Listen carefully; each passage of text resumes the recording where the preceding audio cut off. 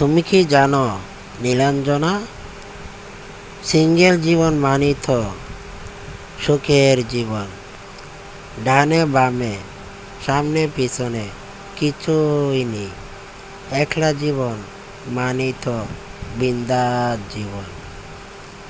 যেখানে খুশি সেখানে নিজের ইচ্ছা মতো উড়ে বেড়াও, মুক্ত হওয়া পাখির মতো।